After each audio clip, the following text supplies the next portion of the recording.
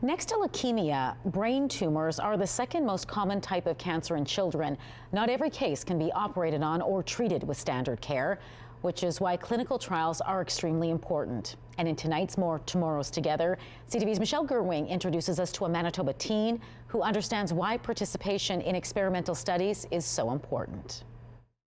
At 7 years old, Heidi Braun struggled with headaches. That same year, she lost her vision in one eye. From then on, it was so much like hospital life, so like MRIs, doctors, surgeons, nurses, everything. Turns out she had a tumor, and it was cancer.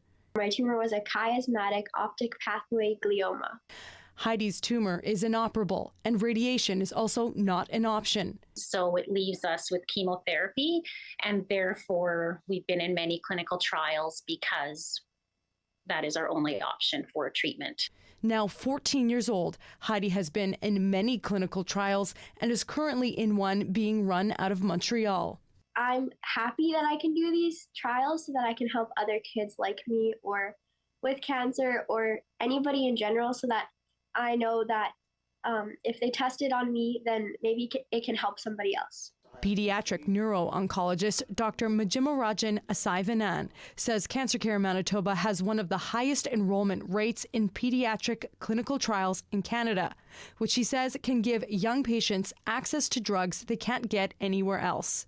It's extremely important for us to actually be part of these trials because it not only helps improve the patient care, but it also helps actually add additional data so that we'll try to find out how good these drugs are. Manitoba patients also aren't limited to enrolling in trials being done locally. Dr. Vanan says pediatric cancer researchers across the country work together to match kids with trials they are eligible for. And at Cancer Care Manitoba, there is a specific unit dedicated to pediatric patients in clinical trials. It's a huge help for us because they are the ones who run the everyday, day-to-day work on all these patients. From the very beginning of Heidi's cancer journey, she's known the trials she's been a part of need financial support. We started with like a cake and coffee fundraiser. Like people could just come to have cake and coffee and like visit. Each year, the Braun family gets creative with fundraising, and during COVID, Heidi and her sister raised a calf named Bronco to sell at auction.